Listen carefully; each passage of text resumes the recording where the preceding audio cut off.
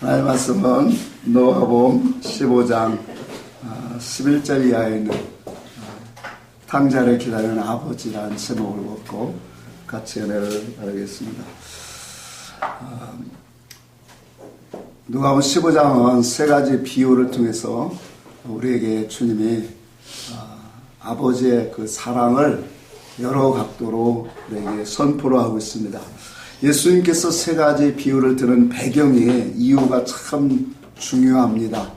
왜냐하면 이 배경을 알지 못하면 어떻게 보면 탕자의 그러한 초점에 맞춰질 수가 있어요. 그러나 이 배경의 말씀을 보면 탕자보다도 둘째 아들이 더 문제입니다.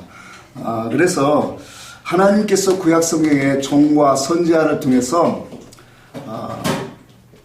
그리스도 메시아가 오실 것을 계속해서 말씀을 해주셨죠.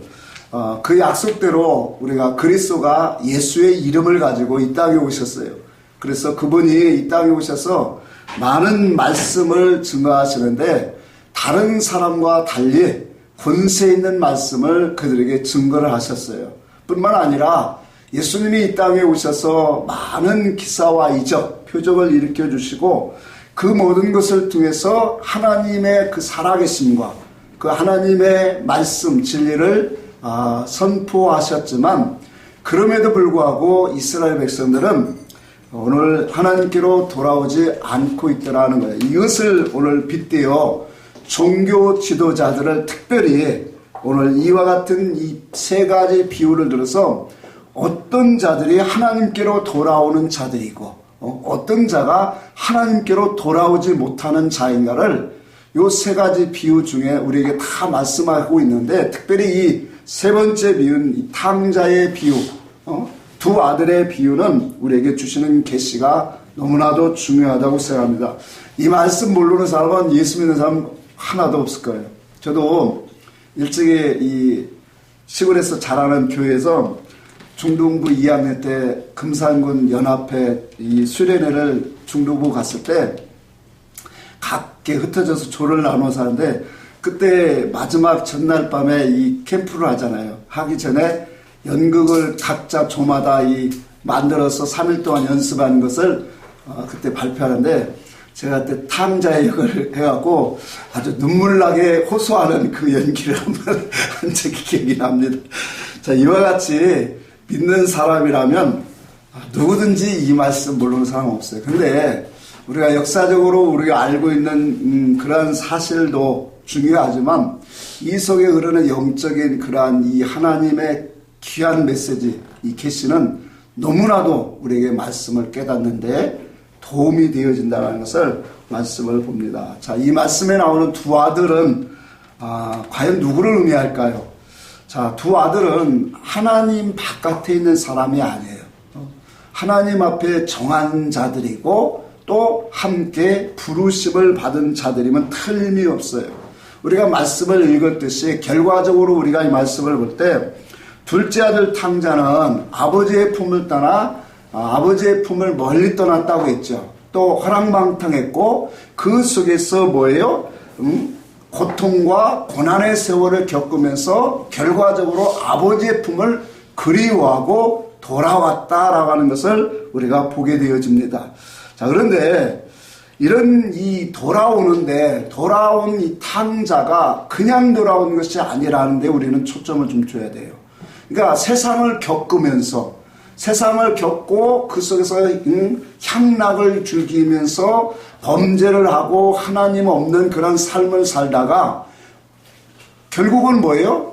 그 나라의 흉년이 이를 때 돼지 지엄열배를 배를 치고자도 돌봐주는 사람이 없는 그 가운데 아버지를 그리워하는 그 과정 속에서 아버지 앞에 돌아가는 그 말씀이 오늘 본문의 내용입니다. 자, 그런데 문제는 아버지 앞에 돌아오는데 아버지의 마음과 의사성으로 하나가 되어지는 연합하는 아들로 돌아왔다는데 그 중심이 있는 거예요. 자, 이는 당시에 바리새인들과 세인들은 예수님이 그렇게 많은 말씀을 주셔도 하나님의 말씀 앞으로 예수의 말씀 앞으로 돌아오지 않았어요. 그런 반면에 세리와 죄인들은 예수님이 말씀하시는 그 음성을 듣고 뭐예요? 돌아와 회개하고 예수를 믿었다라고 말씀을 우리에게 주고 있습니다.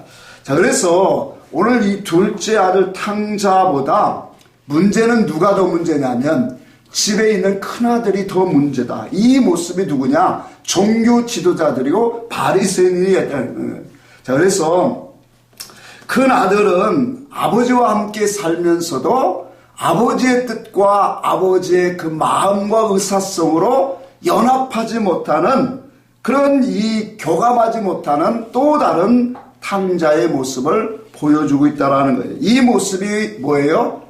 바리새인들 서기관들의 모습이고, 이 모습을 오늘날도 돌아보면 이 모습이 교회 지도자들의 모습이고, 오늘날 강남이나 오늘 많은 위에 있는 사람들의 모든 모습일 뿐만 아니라 하나님 앞에 마음을 강팍하게 하고 자기 스스로를 높이게 여기는 그런 모든 사람들의 신앙 사상이다라는 것을 오늘 우리가 말씀을 보게 되어집니다.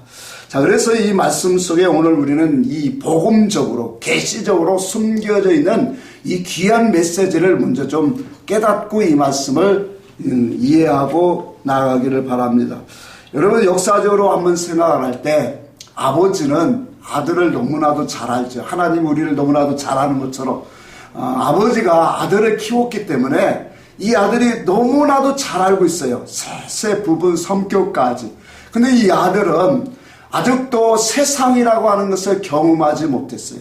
세상을 알지도 못하고 세상을 경험하지도 못하고 자기 혼자 스스로 어떠한 경영이라고 하는 그런 세상에 나가서 할 수 있는 일이 아직도 경험이 없는 그런 아들이 만약에 아버지의 유산을 가지고 그 많은 재산을 가지고 나간다면 이 아들이 어찌 될 것인가를 아버지가 상상하지 않을 수가 없어요. 그러니까 아버지 생각에는 이 아들이 이 많은 것을 가지고 나간다면 혹 허랑방탕하게 살지는 않을까. 그렇죠. 세상의 향락에 빠져서 허랑방탕하게 살지는 않을까. 또 어떤 사기꾼에 의해서 자기의 모든 돈을 사기는 맞지 않을까. 자, 이런 생각을 할까요, 안 할까요? 하겠죠, 당연히. 자, 그런데 이런 것들을 다 알면서도 오늘 이 아버지는 아들을 세상에 자기가 하고자 하는 대로 그냥 내어버립니다. 허락을 해줍니다. 자, 이 말씀 속에서 오늘 우리에게 주는 영적인 계시가 있다는 거예요. 이 속에는 하나님이 우리를 향하신 그 궁극적인 목적과 함께 하나님이 우리에게 향하신 그러한 그 분명한 그 사랑의 원천적인 그 목적이 무엇인가를 우리에게 계시하고 있다는 사실을 오늘 우리는 발견해야 돼요. 자, 우리가 하나님께서 우리를 선택하신 시기를 한번 봅시다. 하나님이 우리를 선택하신 시기가 언제일까요? 현실 세상에서 살다 보니까 어떻게 하다 보니까 우리가 예수를 믿게 되고 교회 생활하고 이런 상태에서 하나님이 우리를 선택하셨습니까? 아니면 성경은 영원 전부터 하나님이 창세 전부터 내가 너를 택하였다 그렇게 정하였다라고 말씀을 하고 있습니까? 어떤 게 맞는 것 같아요? 후자죠.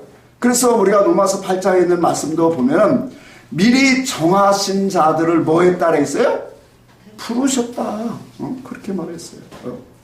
바울 같은 사람은 당연히 창세전에 나를 하나님이 선택하셨다라고 택하셨다라고 했지만 우리들도 하나님이 미리 정하신 자들이에요. 분명히 정하신 자들을 미리 정하신 자들을 부르시고 부르신 자들을 하나님이 뭐 하는 거예요? 일으키신단 말이에요. 말씀으로 일으키시고 그 일으키신 자들을 영화롭게 하고 있더라는 거예요. 의롭게 하시고. 자, 그렇다면 하나님 아버지께서 우리를 왜 죄악으로 가득한 세상에 보냈느냐라는 거예요. 자, 하나님이 우리를 미리 정하셨고 이 세상에 창조하기 전부터 우리를 선택하셨다고 했어요. 그러면 그 선택하신 하나님이 그 하나님이 누리시는 그 세계에 우리를 그냥 영화로운 세계에서 아름답게 아름다운 권세를 가지고 살게 하시지 왜 이 세상에 죄악으로 가득한 세상에 보냈느냐는 거예요. 이 세상은 눈물도 있고 근심도 있고 마귀의 시험과 미혹과 유혹 이런 모든 것들이 너무나도 많이 존재하는 이 악한 세대에 이 세상에 우리를 왜 보냈느냐라는 거예요. 오늘 본문의 말씀이 이 답을 주고 있다는 거예요. 하나님이 왜 우리를 이 땅에 보냈느냐. 영원전부터 우리를 정하신 자들이에요.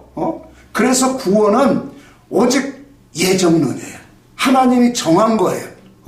그러고 나서 이를 구원면에서 우리는 힘쓰고 하나님과 연합되어지는 가는 거지. 이거 갖고 우리는 싸울 필요가 없는 거예요. 오직 구원은 누구로부터 와요? 하나님께로부터 정해졌어요.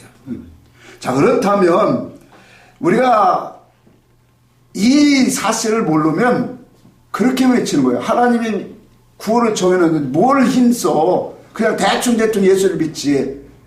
그게 우리가 안 되는 이유가 뭐예요? 하나님 앞에 우리의 구원은 어떤 구원이 남아있기 때문에 그랬습니까? 이룰 구원이. 그것을 갖고 다른 말로 말하면 성화 구원이다. 그러니까 우리가 옷 입혀진 만큼 기본적인 구원은 하나님이 우리를 정하셨어요. 하나님의 백성으로 하나님의 자녀로 부르셨단 말이에요. 그러면 그 구원, 기본적인 구원 받은 자들에게 하나님이 말씀을 주고 우리에게 많은 구원의 재료를 주어서 그걸 통해서 뭐예요? 힘쓰고 애쓰고 부르짖고 찾는 자들에게 하나님과 연합하고 하나님의 마음과 심정을 그 은혜를 힘입게 해서 하나님의 온전한 구원으로 입혀지게 하시겠다. 그래서 우리는 열심히 믿어야 되는 거예요. 자, 이와 같은 하나님의 구원 역사를 우리가 영의 이치를 알지 못하면 복음이 세상으로 자꾸 돌아가요. 엉뚱한 방향으로 흘러간다니까. 말씀의 구원의 이치를 모르면. 옛날에 부흥 강사들이 뭐 지금 목사님들도 많이 그랬지만 그렇게 말해요. 자, 설교를 하면서 주된 내용이 오늘날도 마찬가지예요. 기복주의 설교들은 하나님은 사랑이시다라고 외쳐요. 또 하나님은 우리 아버지시라고 그래요. 그러면 그 하나님이 사랑이시고 아버지심을 우리가 인정 안 할 사람이 없어요. 자, 그런데 아버지가 마태복음 7장에 있는 것처럼 너의 육신의 아픔도 아버지도 자녀에게 뭘 준다고 했어요? 좋은 것을 줄 줄 알거든. 하물며 너희 천부께서 구하는 자들에게 좋은 것을 주시지 않겠냐. 자, 그러니까 하나님은 사랑이시고 우리 아버지시고 우리 자녀들에게 좋은 것을 주시기를 원하신다라는 거예요. 자, 이것이 오늘날 우리의 메시지예요. 그런데 이단이라고 하는 게 뭐예요? 끝이 다른 것이 이단이단 말이에요. 그런데 여기까지는 우리는 다 좋고 아름다운데 뭘로 나가냐면 하나님은 우리 자녀들이 잘 되기를 원하고 복 받기를 원하고 모든 것이 다 출세 성공하기를 원한다는 거예요. 그런데 그것을 어디다 갖다 붙이냐면 육신에 갖다 붙이는 거예요. 그러니까 하나님의 궁극적인 목적은 뭐예요? 하나님의 형상을 닮은 참된 아들로 돌아오는 거예요. 아멘입니까? 아멘. 그것이 하나님이 정말로 기뻐하시는 거예요. 이 목적을 위해서 뭐예요? 하나님이 이 세상에라는 그러한 이런 문화와 가치와 타락의 그런 죄악으로 가득한 세상, 현실 세상을 만들어 놓고 우리를 이 땅에 보낸 거예요. 무엇 만들라고? 죄를 포기하고 참된 아들로 만들어가게 하시려고. 그게 뭐예요? 하나님의 복이죠. 그러니까 신약에 와서 주님이 복을 얘기할 때 세상 물질적으로 출세 성공적으로 네 소원 목적이 이루어지는 것이 복이라고 말씀한 건 한 번도 없어요. 주님이 말씀하신 복은 하늘에 속한 신령한 복이에요. 그래서 심지어는 팔복이라고 하는 그 말씀도 다 영에 있고 심령에 있는 복이에요. 자, 그런데 요 하나님이 우리를 사랑하시고 우리 아버지시고 우리가 잘 되기를 원하고 복 받기를 원한다라고 자꾸 세상 쪽으로 끌고 가는. 그러니까 예수 믿는 사람이 복을 받아야 됩니다. 출세 성공해야 되고 커져야 됩니다. 그렇게 나가는 것이 바로 뭐냐? 다른 복음이단 말이에요. 여러분, 하나님께서 이와 같이 아들이, 오늘 본문에서도 아들이 세상에 나가면 어찌 될 건가를 다 아버지가 예상하고 있었어요.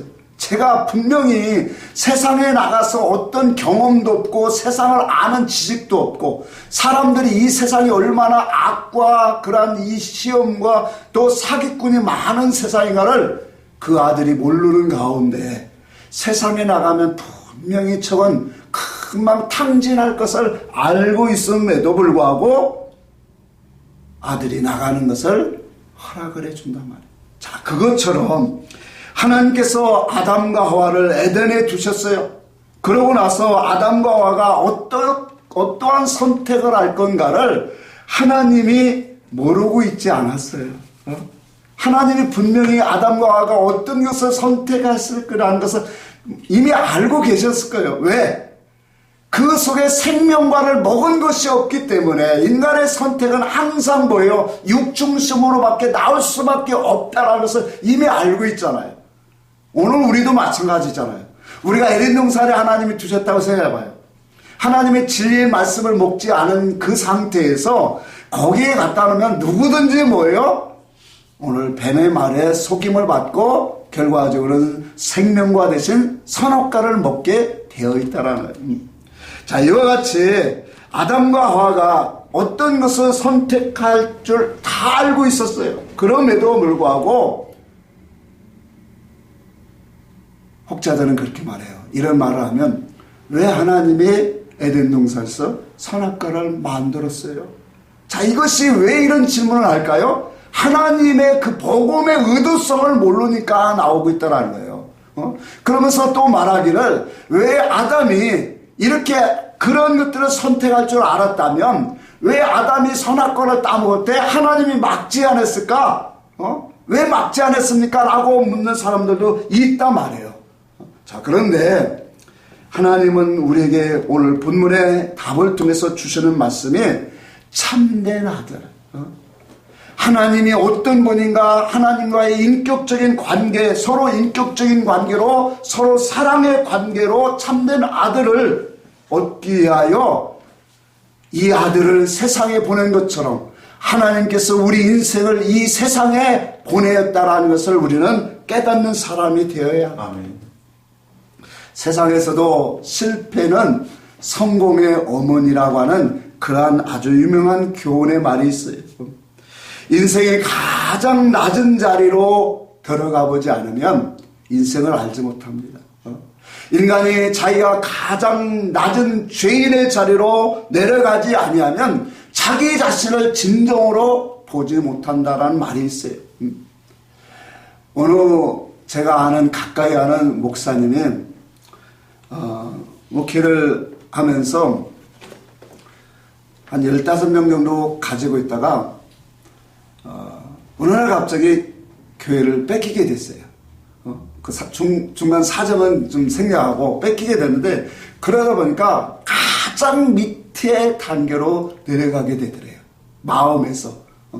근데 마음에서 밑에 자리로 내려가는데 한동안은 그 짧은 기간인데 한동안은 그것 때문에 너무 마음이 축 처져 있고 심란하고 그런데 그 사건을 통해서 자기를 돌아보고 그 자기를 돌아보는 속에서 하나님의 귀한 사랑과 은혜를 더 깊이 깨닫게 되어지더라고요. 오늘 인생의 쓴맛을 느끼지 못하는 사람, 아픔을 경험하지 못하는 사람은 진짜 자기를 돌아보지 못합니다. 자기가 어떠한 자리에 앉아있는지, 자기가 어떠한 죄인의 모습으로 있는지를 진정으로 알지 못한다라는 사실이에요. 자, 그래서 우리가 오늘 본문의 말씀에도 보면은 오늘 이 둘째 아들은 자기가 가장 밑에 자리로 내려갈 때 비로소 뭐예요? 아버지와 함께 살아갔던 그 삶이 얼마나 행복했고 아름답고 복이 되었는가를 그제서야 깨닫게 되어지는 거예요. 그러니까 가장 낮은 자리로 돼지의 지업 열매를 먹고자 채우고자 해도 그것도 바르게 채우지 못하는 그런 신세까지 내려가 보니까 비로소 내 아버지 품 안에 살았던 그 모습이 얼마나 복이었는가를 거기서 진정한 깨달음이 오는 거예요. 누가복음 15장 17절을 한번 돌아봅시다. 이에 스스로 돌이켜 이르되 내 아버지에게는 양식이 풍족한 품꾼이 얼마나 많은가. 그래서 주려 죽는구나. 내가 일어나 아버지께로 가서 이르기를 아버지 내가 하늘과 아버지께 죄를 지었사오니 지금부터는 아버지 아들로 일컬음을 감당하지 못하겠나이다 하고 뭐예요? 일어나 아버지께로 돌아갑니다. 자, 그러니까 아버지는 그 아들이 언제나 돌아올지 늘 기다리고 있었어요. 왜? 그 아들이 세상을 모르고 있기 때문에 이 세상이 어떤 세상인가를 경험하지 못한 아들이 그 많은 재산을 갖고 나가면 어떻게 될 것인가를 아는 것은 미리 짐작하고 있기 때문에 이 아들이 언제나 돌아올 건가 늘 거기에 근심 염려를 갖고 있던 거예요. 아직도 성경에 말합니다. 아직도 거리가 먼데 아버지가 그를 보고 측은히 여겨 달려가 목을 안고 입을 맞추고 모든 것들을 회복시켜줍니다. 그리고 살찐 송아지를 잡게 해서 잔치를 베풉니다. 오늘 이와 같이 이 아들이 깨닫고 돌아온 그 아들은 아버지의 마음과 사랑과 은혜 아래 살아가는 것이 얼마나 귀한 것인가를 이제는 깨닫고 아버지의 마음과 의사성으로 함께 할 수 있는 아들로, 인격적인 아들로 돌아오고 있다는 사실이에요. 이 과정이 바로 오늘날 성도의 모습의 과정이다라는 거예요. 하나님이 이 세상에 우리를 보내신 것은 이렇게 악하고 추하고 타락한 세상인데 이 세상 속에서 우리 성도가 살아가는 것은 하나님 안에 들어오지 아니하면, 그래서 그리스도 안에 살아가지 아니하면 살아갈 수 없는 세상이다라는 거예요. 이것이 더 넓게 좀 보면은 광야가 그런 곳이에요. 그래서 세상 교회를 오늘 광야다 그렇게 말한 거예요. 탕자가 먼 나라로 가다 보면 당연히 하나님의 품을 멀리 떠나면 인생은 불순종과 또 여러 가지 타락으로 이루어질 수밖에 없어요. 그러다 보면 하나님이 정하신 사람들이 타락하고 세상을 향하는데 그대로 거기서 향락을 즐기고 모든 것들을 다 잘되게 해주면 하나님께로 돌아오지 않을 거예요. 그래서 많은 흉년과 사건을 일으켜서 그로 하여금 하나님 앞에 다시 돌아올 수 있는 그 환경을 하나님이 만드는 것처럼 오늘날 이 모습이 우리의 첫사람 아담이 범죄해서 에덴을 쫓겨나는 그 모습과 같은 모습이다라는 거예요. 여러분, 아담은 에덴 동산에서 삶을 살았던 사람이에요. 그렇죠? 그 속에서 살아갈 때는 우리가 잘 알고 있는 이사야에 있는 말처럼 사자와 함께 코끼리와 함께 악어와 함께 같이 지낼 수 있는 그러한 범죄가 이루어지기 전에는 이 모든 것들과 함께 할 수 있는 그러한 곳이었어요. 자, 그런데 그 선악과를 따먹고 에덴 동산에서 쫓겨난 그 삶은 너무나도 처참한 거예요. 이제는 이기주의적으로 또 살생과 또 살아남기 위해서 모든 것들을 참 남을 죽여야 되는 이러한 삶의 반복 속에서 오늘 아담이 슬픔과 고통 속에서 어떤 것들을 그리워했을까요? 에덴의 삶을 그리워하며 어떻게 하면 하나님을 만날까? 어떻게 하면 하나님을 배울까? 어떻게 하면 하나님께로 내가 돌아갈까? 범죄한 아담이 고통과 고난 속에서 처절하게 느낀 거, 왜 그 맛을 못 보았다면, 보지 않았더라면 이런 것들이 없을 텐데, 하나님의 나라의 그 에덴 동산의 그 아름다움을 경험한 아담이 이러한 타락된 세상을 경험하면서 느끼는 것은 어떻게 하면 하나님께로 돌아갈까? 그렇죠?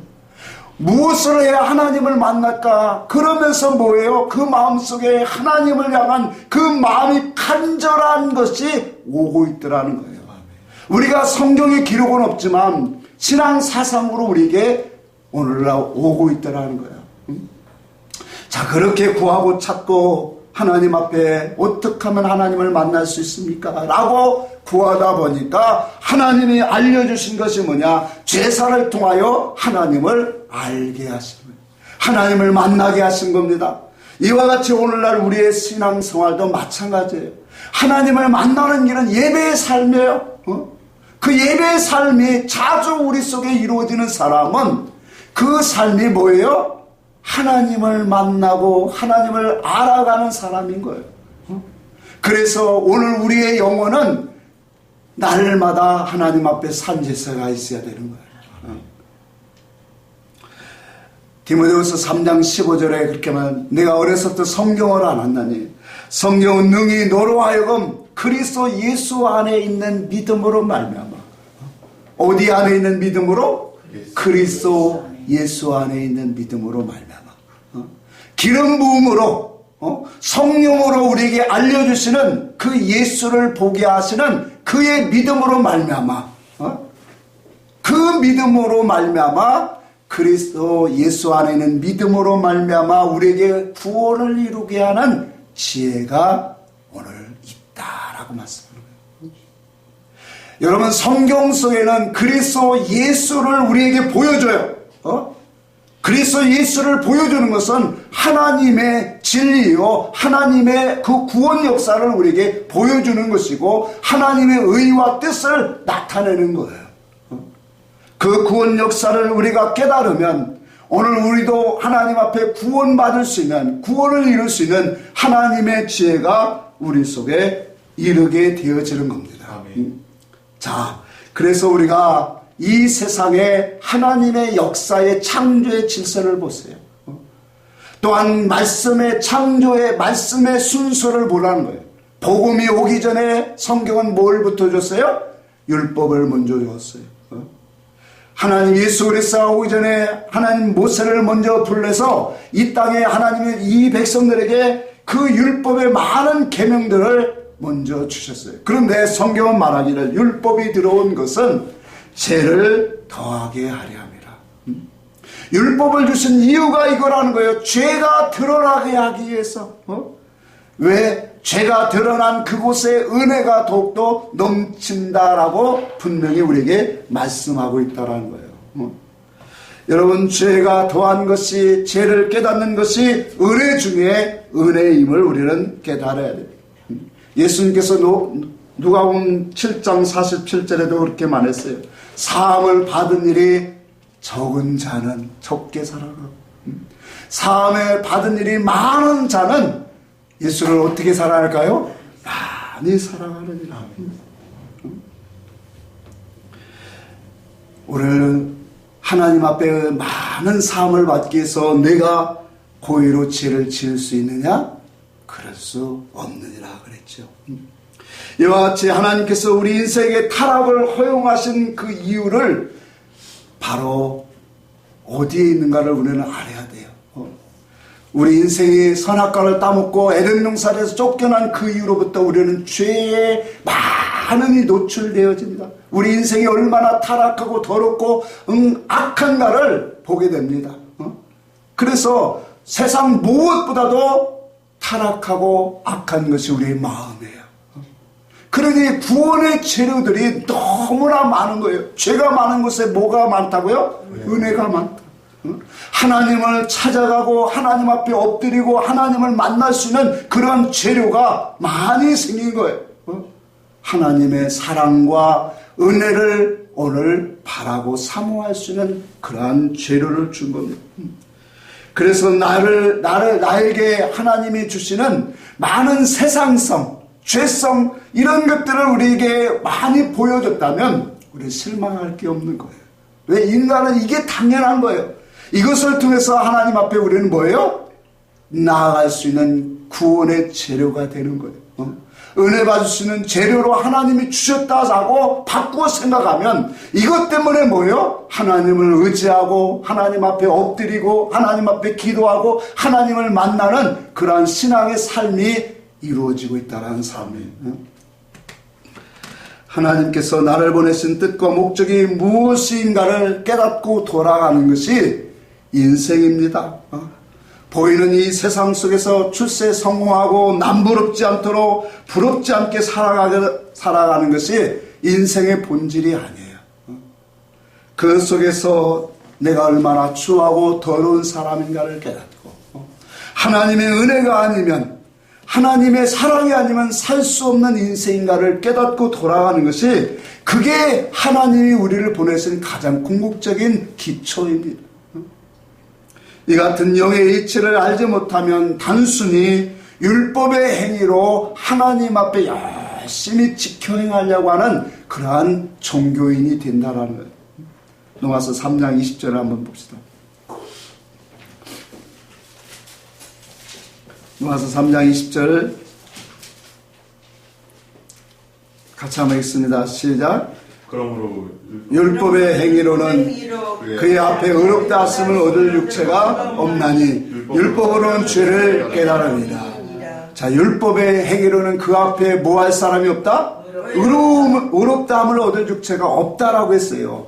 그러니까 율법을 주신 것은 죄를 우리를 보게 하려고 하는 거예요. 죄를 본 자만이 뭐예요? 그 죄를 처리하기 위해서 하나님께로 나오게 되어진다는 거예요.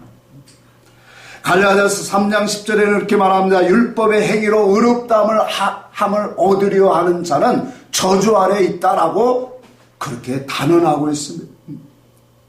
그러므로 오늘 본문에 있는 말씀에 큰아들 그 탕자는, 큰아들은 아버지의 집에 거하면서도 아버지의 의사와 뜻과 단일되지 않은 따로 국밥과 같은 그러한 신앙의 모습을 우리에게 보여주고 있다는 거예요. 아버지는 죽었던 아들이 돌아와서 너무 기쁘고 즐거운데 그 아버지의 기쁨과 즐거움을 하나 함께 할 수 없는 그 아들. 이 모습이 바로 누구냐면 바리새인들과 서기관들의 모습이고, 오늘날 종교 지도자들의 모습이고, 오늘날도 자기 스스로 하나님을 알지 못하는 그런 모든 사람들의 신앙의 사상이다라고 하는 거예요. 큰아들의 모습을 잠시 봅시다. 밭에 있다가 돌아왔을 때, 집안에 가까이 왔을 때 풍악과 춤추는 그런 소리를 듣고 총을 통해서 이와 같은 사실을 듣습니다. 그 소식을 들은 큰아들이 뭐라고 했어요? 노하였다, 그렇게 말했어요. 그러면서 집에 들어가기를 꺼려했다. 그 소식을 들은 아버지가 나와서 설명을 합니다. 이네 아들은 죽었다가 살아난 아들이니 우리가 같이 기뻐하고 즐거워하는 것이 마땅하도다. 자, 그런데도 오늘 큰아들은 뭐라고 말합니까? 아버지 앞에 불평과 얼마나. 그러니까 하나님의 마음과 의사와 뜻을 알지 못하면 이와 같이 뭐예요? 하나님의 것으로 우리는 기뻐하고 즐거워하는 그런 신앙이 되지 못한다는 거예요.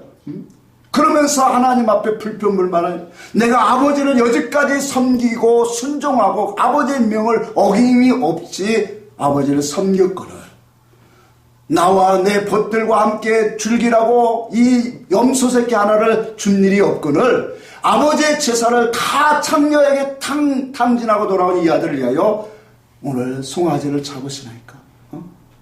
아버지의 마음과 의사와는 너무나 거리가 많은 그러한 모습으로 오늘 아버지 앞에 불평불만을 합니다.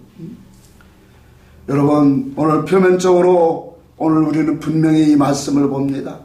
아버지와 함께 분명히 표면적으로는 살고 있는 이 큰아들은 아버지의 의면적으로 또 영적으로 의사적으로는 아버지와 하나 되지 못하는 이 모습, 오늘날 경건의 모습은 있고 예배의 모습은 있고 신앙의 모습은 있는데 하나님과 하나 되어가는 신앙이 되지 못하는 영혼들, 그 영혼들이 얼마나 많은가. 오늘날 교회 안에 너무나도 많이 있습니다. 더욱더 오늘 심각한 것은 이 시대도 마찬가지라는 거예요. 종교 지도자들, 그들은 예수님 당시에도 본다고 했고 안다고 했고 하나님을 잘 섬긴다고 했어요. 이것이 오늘날도 똑같이 가고 있어요. 하나님을 알고 있습니다, 하나님을 보았습니다 라고 우리는 말하지만 그 속에서 정말로 더 심각한 것은 이 아들과 같은 거예요. 그 아들의 죄가 무엇인가를 모르고 있다는 거예요. 그 아들이 하나님, 그 아버지의 마음과 의사적으로 하나 되어지지 못하는 이것이 죄고, 이것이 바로 뭐예요? 하나님과 이질성인 것을 알지 못하는 것처럼. 오늘날도 충성과 헌신과 많은 사역적으로 일들은 하지만 그 속에서 무엇이 죄인가를 알지 못하고 있다는 거예요. 하나님의 이러한 사역이 못해서 오늘날 당신의 백성들을 부른 게 아니에요. 하나님의 마음을 알기를 원하는 거예요. 하나님의 뜻을 알기를 원하는 거예요. 하나님의 목적을 알기를 원하는 거예요. 그것이 바로 뭐예요? 이 악한 세상에 우리를 이 땅에 보내신 하나님의 목적이 이 속에 있다는 거예요. 네가 얼마나 죄인인가를 깨닫고 철저하게 내게 돌아와 아버지의 마음과 의사를 깨닫는 아들이 되라. 그의 마음과 뜻으로 연합하는 믿음의 사람이 되라고 하나님이 우리를 불러주신 거예요. 이것을 알지 못하니까 엉뚱한 길로 가고 있더라는 거예요. 말씀을 좀 정리를 하고자 합니다. 하나님께서 나를 부르사 교회 생활을 하게 하셨어요. 그렇다면 우리의 마음의 자세는 어떤 자세로 취해야 될까? 우리가 처음에는 은혜 받을 때는 나와 같은 사람을 하나님이 이렇게 사랑하셨습니까? 콧물 눈물 흘리면서 기도한 적도 많이 있어요. 십자가의 그 사랑 앞에 울고 울었던 그런 모습들도 있었어요.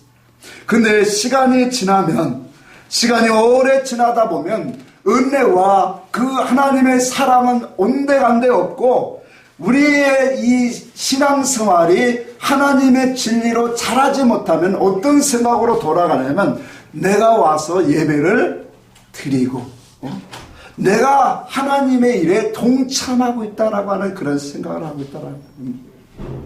내가 와서 하나님 앞에 헌신과 봉사를 하고 헌금도 드리고 참여하고 있다라고 하는 그러한 이 종교적인 그러한 생활로 사람이 바뀌게 되어지더라고요.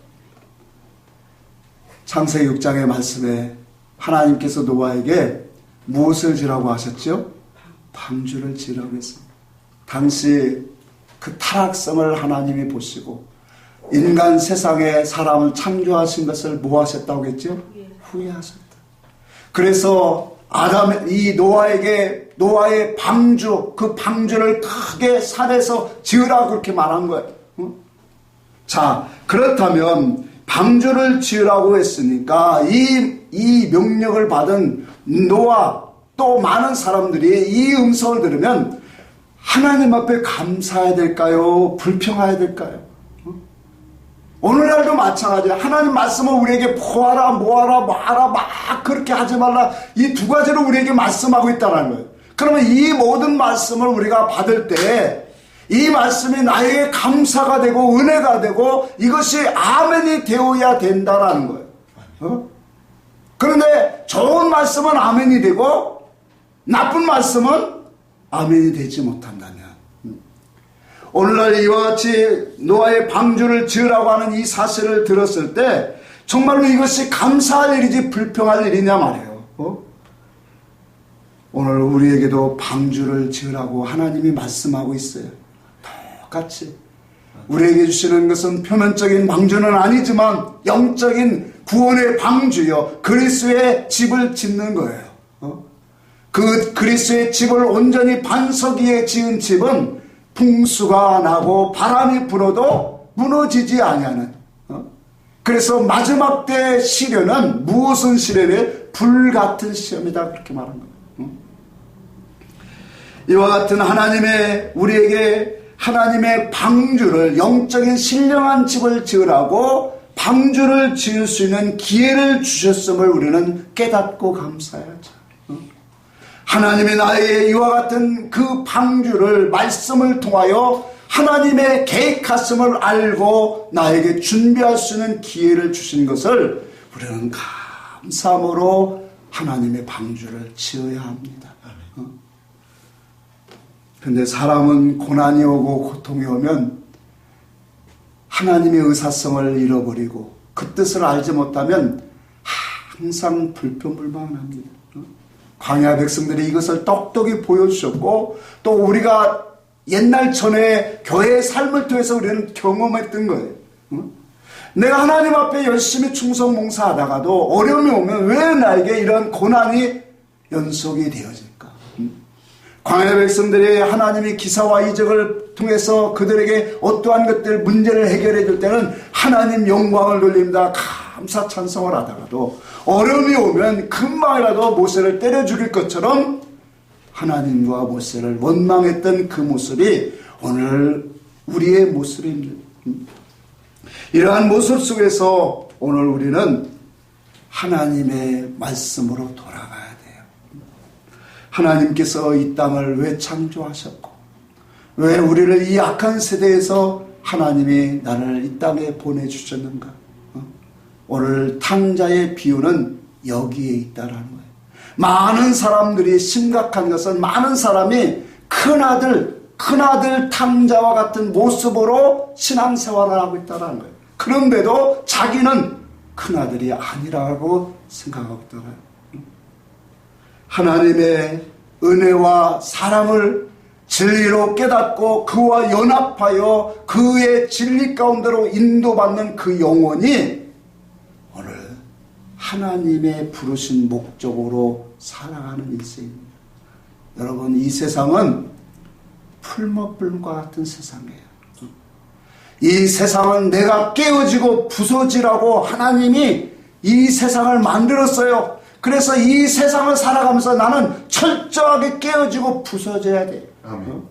그 속에서 내가 더럽고 추한 죄인인가를 그분 앞에 고백하는 장소예요. 그러면서 우리는 하나님 앞에 이 고백을 드리면 돼요. 하나님의 은혜가 아니면 살 수 없습니다. 하나님의 사랑 밖에서 살아가는 것은 그건 인생의 삶이 아닙니다. 오직 나는 하나님의 품 안에서 살기를 원한다. 그러니까 다시 그런 고백이 우리가 더 마음에 와요. 첫날에 뭐라고 했어요?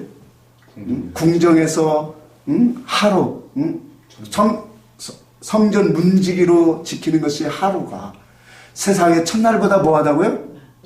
더 귀하다. 낫다. 어떤 마음이었으면 이런 고백을 했을까요?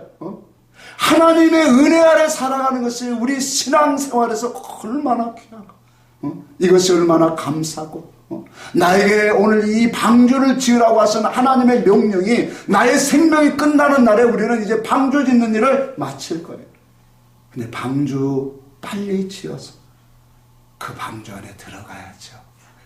들어가서 그리스도와 함께 오늘 진리 가운데로 인도받는 영혼, 그래서 어디를 가든지 우리는 그리스도와 함께 그리스도의 신앙 사상을 갖고 그리스도와 함께 살아가는 영혼, 이게 뭐예요? 하나님이 우리를 이 땅에 보내셔서 참된 그런 아들을 얻는 목적 아니겠습니까?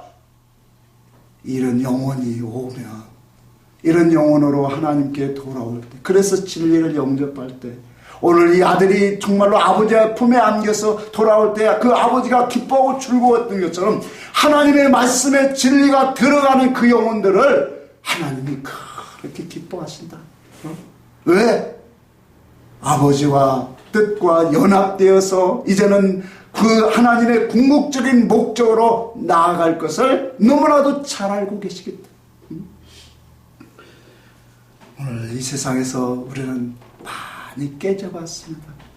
또 많이 부딪혀도 봤습니다. 또 이런 세상, 이 악한 세상에서 참 이 세상이 얼마나 악하고 너무나 살기 좋까 이런 것이 아니라 세상을 보면서 사람들의 악함과 더러운 죄악과 내 속에 있는 모든 그 더러운 것들을 바라보면서 오직 하나님의 은혜가 아니면 살 수 없는 존재라는 것을 철저하게 우리가 깨닫고 가는 것이 그것이 인생입니다.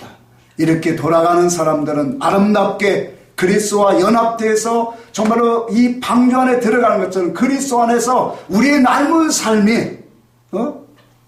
삶이 그리스도 안에서 살아가는 그러한 영혼들이 되기를 주의 이름으로 축복합니다. 아멘.